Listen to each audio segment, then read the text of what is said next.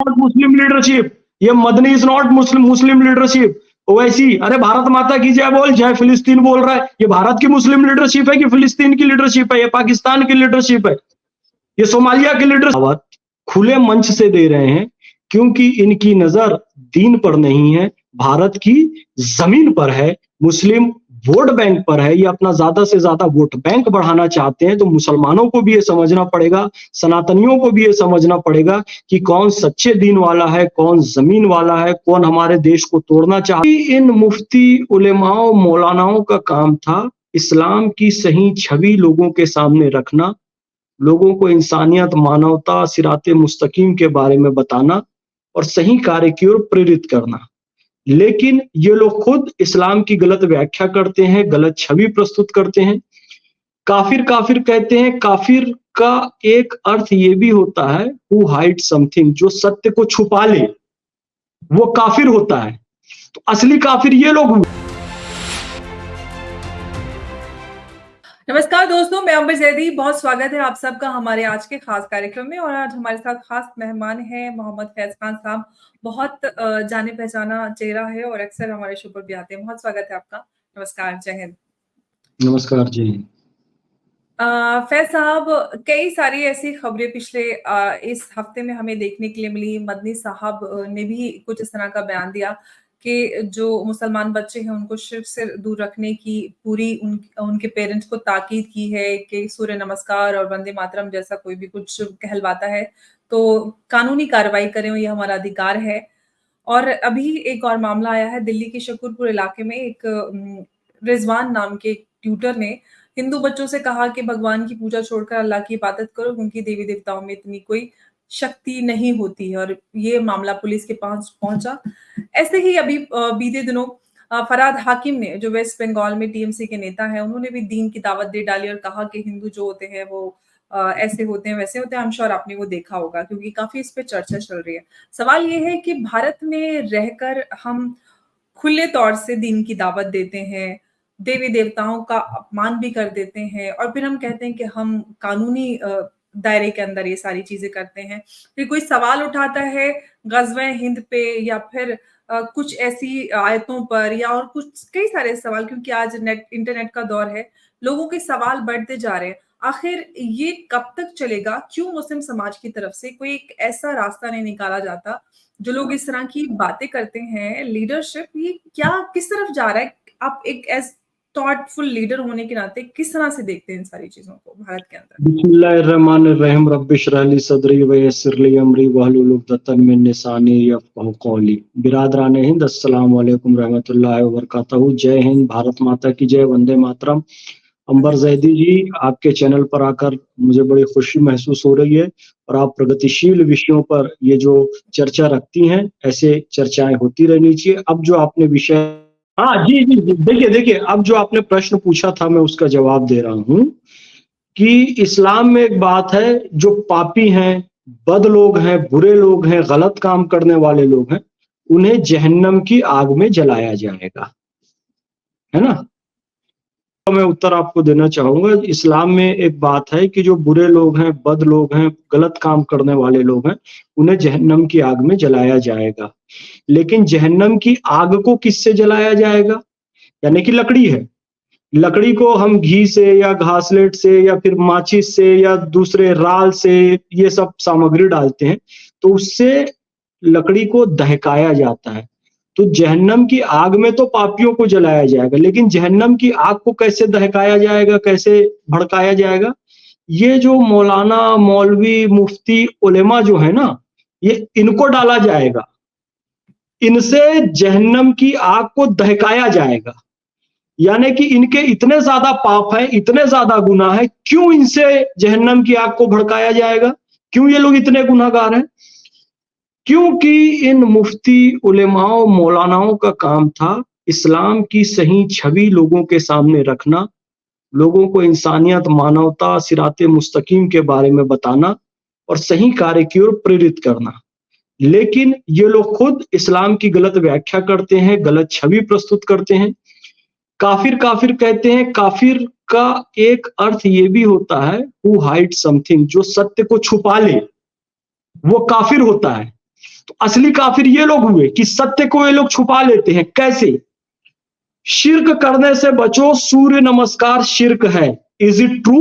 कोई भी बुद्धिमान व्यक्ति ये नहीं कह सकता कि सूर्य नमस्कार कोई शिर्क है या अल्लाह के अलावा किसी और की इबादत है। आप कह देते हैं सोनिया जी नमस्कार, राहुल जी नमस्कार, अखिलेश जी नमस्कार, अरविंद केजरीवाल जी नमस्कार, मायावती दीदी नमस्कार, अखिलेश भैया नमस्कार, तेजस्वी भैया नमस्कार, लेकिन सूर्य नमस्कार ये शिर्क हो गया। दुनिया के सारे नेताओं के तलवे चाट लो, उनको नमस्कार कर दो, ये शिर्क नहीं हुआ। एक एक्सरसाइज हम कर रहे हैं, सूरज अल्लाह ने बनाया है, उससे हमारी पृथ्वी चलती है, उससे हमको विटामिन डी मिलता है, उससे उपज होती है, फसल होती है। हमने यदि नमस्कार कह दिया उसको, जबकि वो एक एक्सरसाइज है, उसको विटामिन डी लेने की वो एक्सरसाइज है सूर्य नमस्कार, उसको आपने शिर्क कह दिया। तो आपने सच को तो छुपा लिया ना, आपने शिर्क कह दिया। अरे हम अल्लाह की उस नेमत को थैंक्स तो कर रहे हैं, अल्लाह को थैंक्स तो कर रहे हैं कि अल्लाह ने विटामिन डी के लिए हमको सूर्य दिया, इस पृथ्वी के लिए सूर्य दिया, तो हम उसको थैंक्स ना करें, ये कैसे शिर्क हो गया? तो ये जो गलत सलत बातें फैलाते हैं ना, ये असली का, और इसीलिए इनसे जहन्नम की आग को दहकाया जाएगा, भड़काया जाएगा। अब बात यह है कि भाई ये जो कुछ कोचिंग संस्थान चला रहे हैं और गलत नाम से चला रहे हैं, और ये कह रहे हैं, फिर अंदर जाकर ये बताते हैं कि हिंदू देवी देवताओं में शक्ति नहीं है, अल्लाह के पास शक्ति है और अल्लाह तुम्हारे सब कामों को ठीक करेगा। तो आपको यदि दीन इस्लाम का प्रचार करना है तो इसकी इस्लाम भी इजाजत देता है, भारत का संविधान भी इजाजत देता है, इस बात में कोई दिक्कत नहीं। एक सनातनी अपने धर्म का प्रचार करे, किसी का अंतःकरण की स्वतंत्रता है, कॉन्स्टिट्यूशन में अंतःकरण के हिसाब से मुझे लगेगा मैं कल से हालेलुया बोलने लग जाऊंगा, मुझे लगेगा मैं अल्लाह अकबर बोलने लग जाऊंगा, मुझे लगेगा जय श्री राम कहूंगा, ये अंतःकरण की स्वतंत्रता है। लेकिन इसके बाद भी एक बात बहुत बारीक ध्यान रखनी चाहिए, छल कपट लोभ प्रलोभन से किया गया धर्म परिवर्तन अपराध की श्रेणी में आता है। और इस्लाम में कहता है लकुम दीनकुम वली दीन, तुम किसी के दीन को बुरा मत कहो ना, वो अपने दीन पर है, आप यदि किसी के दीन को बुरा कहकर अपना नाम बदल के, अपनी कोचिंग का नाम बदल के और अंदर में कुछ और धंधा चलाओगे तो इस्लाम इसकी इजाजत नहीं देता। आपको दीन की दावत देना है, आप खुले मन से दो, और फिर यह भी स्वीकारो कि हिंदू भी यदि कहेगा कि भाई घर वापसी कर ले तो उसको भी वो अधिकार है, उसको बुरा मत बोलो। ये तो हठपन है ना, हठीपन है, ये कट्टरता है कि सब आपके धर्म में आ जाए, सब आपके रंग में रंग जाए, और कोई सनातनी बनना चाहे तो आप उसकी गर्दन काटने के लिए दौड़ो।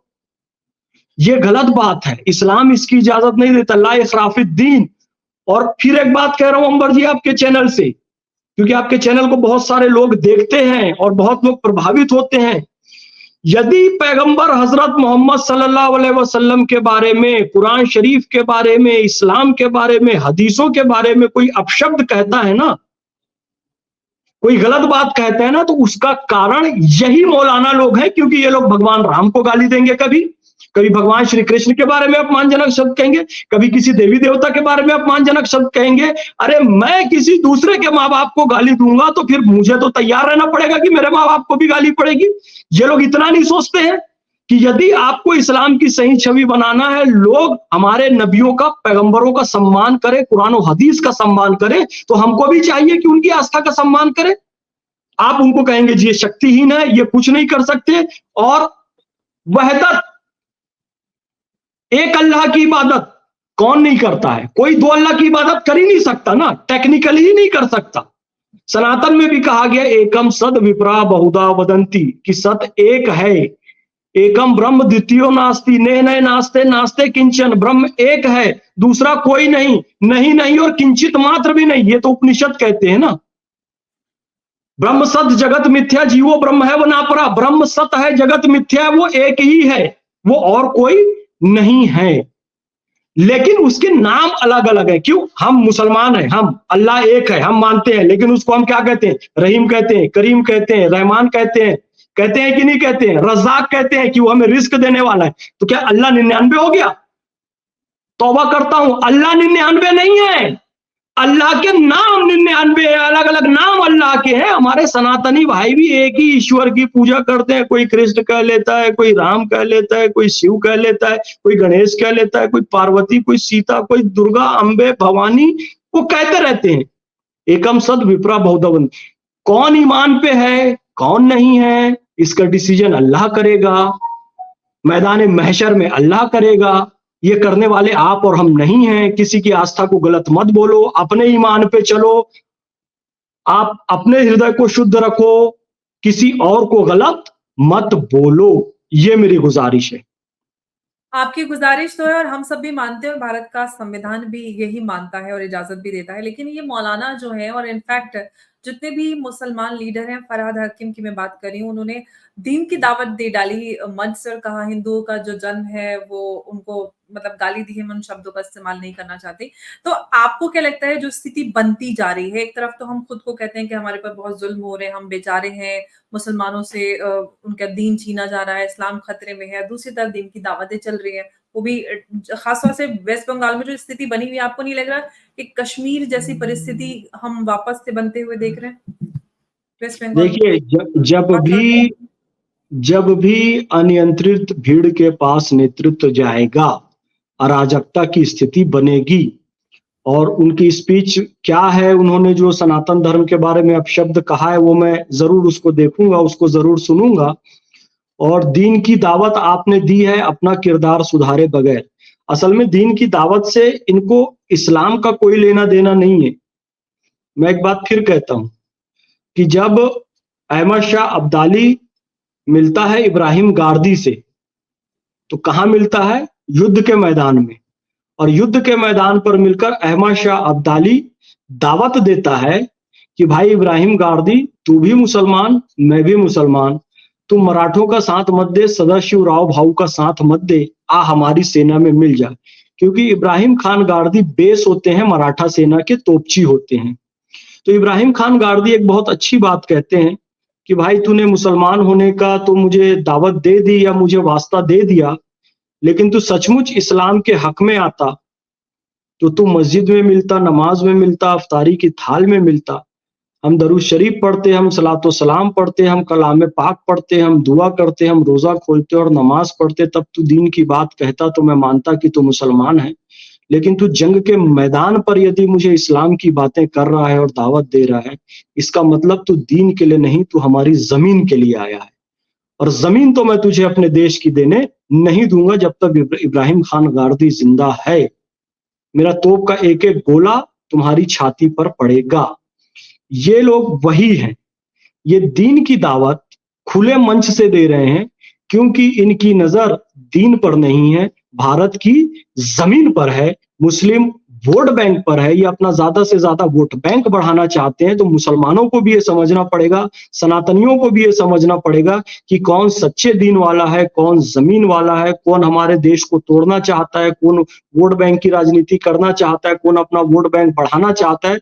और इसके लिए सनातन को अपशब्द भी कहते हैं, बदले में इस्लाम के बारे में भी अपशब्द कहलवाते हैं। फिर जब इस्लाम के बारे में कोई अपशब्द कहता है तो कहते हैं हम इनकी गर्दन काट देंगे। तो ऐसे लोगों से हमें सावधान रहने की जरूरत है। सबसे बड़ी बात, बंगाल में अंबर जैदी जी राष्ट्रपति शासन की तुरंत जरूरत है, क्योंकि वहां से जैसे वीडियो आ रहे हैं, महिलाओं को खुलेआम सड़कों पर मारा जा रहा है, लोगों के घर जलाए जा रहे हैं, महिलाओं के साथ दुष्कृत्य की घटनाएं आ रही है। और उसके बाद ये कि खुलेआम ये हिंदुओं को एक तरीके से धमकी देते हुए कह रहे हैं कि आप इस्लाम स्वीकार कर लो। फिर मैं कहता हूं, तलवार से इस्लाम को फैला दो जहां में। कुरान में ऐसा कोई पैगाम नहीं है। इस्लाम तो है अमन और इंसाफ का मजहब, जो तलवार से फैले वो इस्लाम नहीं है।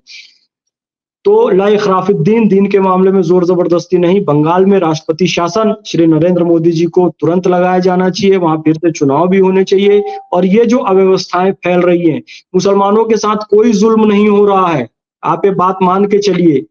मुसलमानों के लिए भारत से अच्छी कोई भूमि पूरी दुनिया में नहीं है। इस्लाम का हर फिरका यहाँ पर सुरक्षित है। सऊदी अरब, पाकिस्तान, अफगानिस्तान, ईरान, इराक में भी इतनी स्वतंत्रता नहीं है। फिर भी ये कह रहे हैं, जैसा आपने बताया, हमने भी सुना है कि भारत में मुसलमानों के साथ जुल्म हो रहा है, जुल्म हो रहा है।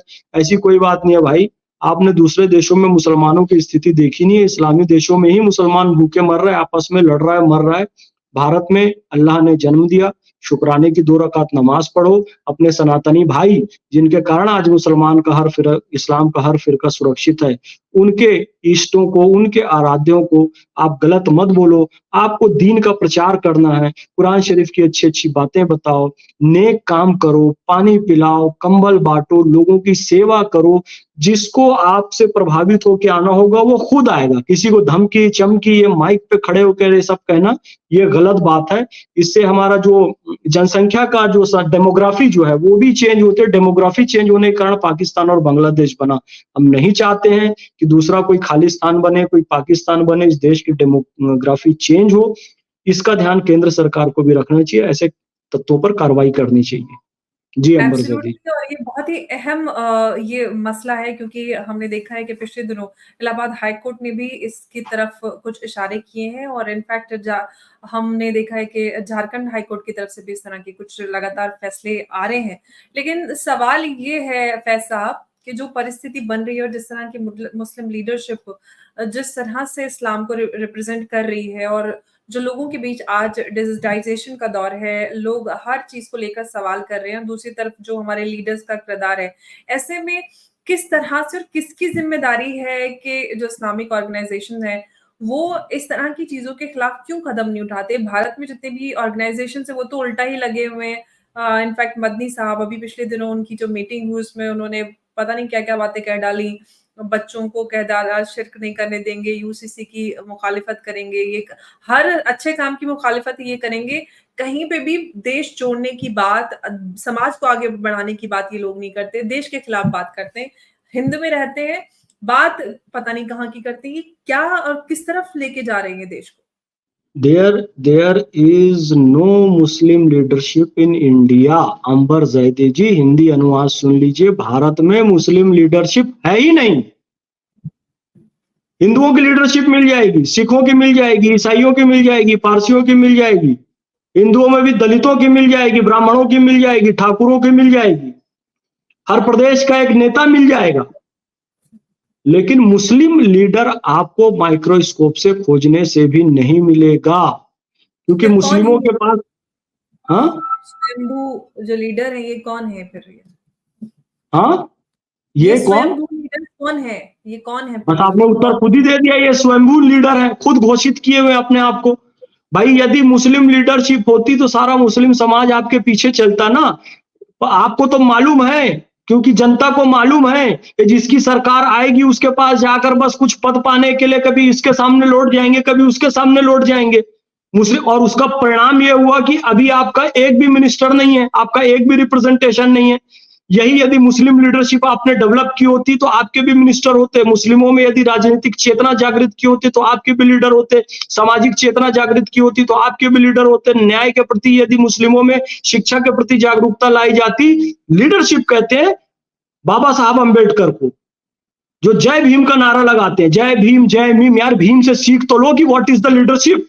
एक समाज जो जूते का चमड़े का काम करता था, पशुओं को उठाकर उनका चमड़ा खींचता था, मानव मल को अपने सर पर उठाकर साफ किया करता था, उस कम्युनिटी से एक व्यक्ति आता है, डॉक्टर भीमराव अंबेडकर जी आते हैं, अपनी कम्युनिटी के लोगों को जागृत करते हैं, शिक्षा के प्रति जागृत करते हैं, स्वास्थ्य के प्रति जागृत करते हैं, हर तरीके से जागृत करते हैं, सामाजिक न्याय के लिए जागृत करते हैं।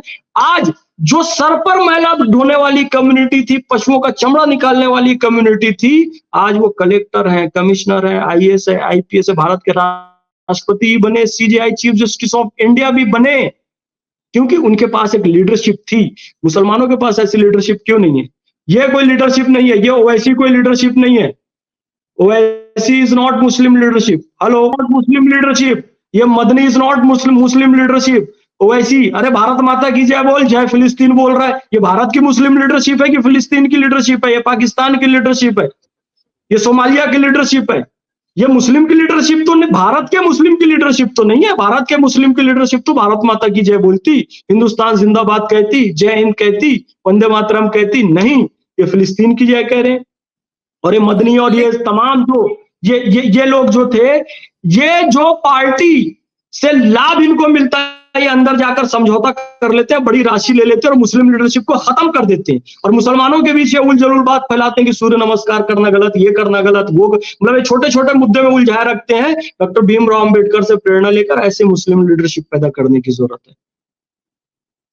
बिल्कुल, आपने बोलिए, आप बहुत कुछ कह रहे थे। इम्पोर्टेंट अहम बात की है और क्योंकि जो बातें हैं वो तथ्य और सत्य भी हैं, क्योंकि जिस तरह से ओवैसी जी ने अपनी ओथ सेरेमनी के दौरान जब फ़लस्तीन बोला और दूसरी तरफ मदनी साहब कहते हैं कि भई आप भारत माता का और वंदे मातरम नहीं बोल सकते। जय फ़लस्तीन बोल सकते हैं, ये भी बड़ी अजीब-सी विडंबना है।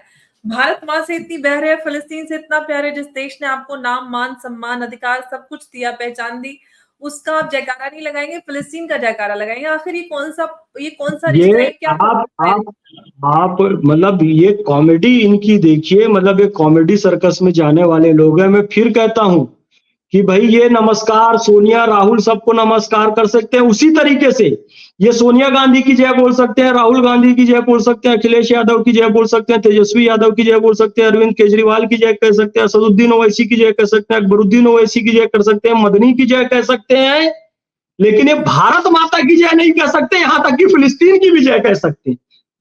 तो इनको तो शर्म से डूब मरना चाहिए या इनको मेंटल हॉस्पिटल में अपना इलाज करवाना चाहिए। भारत माता की जय नहीं कहूंगा, मेरी गर्दन पर कोई छुरी भी रख दे और जय फिलिस्तीन बोल सकता हूं। बेशरम आदमी, यार इलाज करा अपना। इसको आप मुस्लिम लीडरशिप कहेंगे Amber Zaidi ji? Is this Muslim leadership? No no no, never. लेकिन फैज साहब, मुसलमान तो इन्हीं को अच्छा समझते हैं कि ओवैसी साहब, ओवैसी साहब, ओवैसी साहब इतने शेर हैं और बब्बर शेर हैं, इतने हिम्मती हैं। हम लोगों को तो गालियां मिलती है। ना ना ना ना, मुस्लिम उनके साथ नहीं है, सीमित मुस्लिम है, वो भी वो वहां के कुछ पुराने हैदराबाद के जो कुछ कट्टरपंथी लोग हैं जो ये मुताह और हलाला का धंधा करते हैं, उन वो लोग कुछ लोगों को भड़का कर बहका कर इनको वोट दिलाते रहते हैं। प्रोग्रेसिव मुस्लिम इनको हैदराबाद का भी वोट नहीं देता, देश के दूसरे भागों में भी नहीं देता है। तो ये मास लीडर मुस्लिम के बिल्कुल नहीं है। एक जगह इन्होंने चुन ली है जहां लोगों को कुछ पैसा देकर या कुछ सऊदी शेखों को निकाह हलाला मुता ये सबका झांसा देकर वो किसी तरीके से वो एक अपना एक लोकसभा क्षेत्र बनाए हुए हैं जिसके नाम से पूरे मुसलमानों को बेवकूफ बना रहे हैं। लेकिन मुस्लिम मास मुस्लिम इनके बहकावे में नहीं आएगा। मुस्लिम लीडरशिप अंबर जैदी जी आपको डेवलप करनी पड़ेगी, आप जैसे लोगों को आगे आना पड़ेगा, मुसलमानों के बीच जाना पड़ेगा। ये आप काम कर रही हैं, ठीक है, सोशल मीडिया में हम इंटरव्यू करें, ठीक है, हमको गली गली गांव गांव भले 10 मुस्लिम की बैठक ले, पर हमको जाना उनके बीच पड़ेगा, सही चीज समझाना पड़ेगा। ये मेरा निवेदन है। जी, बिल्कुल आपने सही कहा, क्योंकि मुसलमानों की लीडरशिप नहीं है आज तक, और जैसे कि आपने बताया कि समझौता करके अपने फ़ायदे के लिए मुसलमानों को आज भी बिना लीडरशिप के छोड़ा हुआ है। पॉलिटिकल रिप्रेज़ेंटेशन का इनफैक्ट जो पॉलिटिकल सिग्निफिकेंस है, वही मुसलमानों की ज़ीरो हो चुकी है, और जिसका जिसका पूरा जो श्रेय है वो हमारे जो सो कॉल्ड मौलाना हैं, उनको जाता है। और उम्मीद करते हैं कि इस पर सोचा जाए, क्योंकि ये बहुत इम्पोर्टेंट है कि किसी भी एक बड़े समाज की, क्योंकि हम कहने के लिए तो माइनॉरिटी, लेकिन हम नंबर्स के आधार पर बिल्कुल भी माइनॉरिटी नहीं, हम 20-25 करोड़ माइनॉरिटी नहीं होते, एक देश बस अरे जाता पूरी है। दुनिया के सबसे ज्यादा मुसलमान भारत में है, इंडोनेशिया वगैरह सब पीछे चले गए। जी, बिल्कुल। तो सबसे हम्म। ज़्यादा मुसलमान आबादी वाले माइनॉरिटी हम, आज हमारी लीडरशिप नहीं है और सवाल करना चाहिए, इंट्रोस्पेक्शन की बहुत ज़रूरत है मुसलमानों को। उम्मीद करते हैं कि इस पे सुनकर सोचें और हम लोग भी अमल करें, और वो लोग जो हमें देख रहे हैं, सुन रहे हैं, वो अमल करें। बहुत-बहुत शुक्रिया फैज़ साहब, आप आज हमारे साथ इस चर्चा में जुड़े। बहुत अहम पॉइंट्स आपने साझा किए। बहुत-बहुत धन्यवाद। नमस्कार, जय हिंद, जय भारत। नमस्कार, जय हिंद।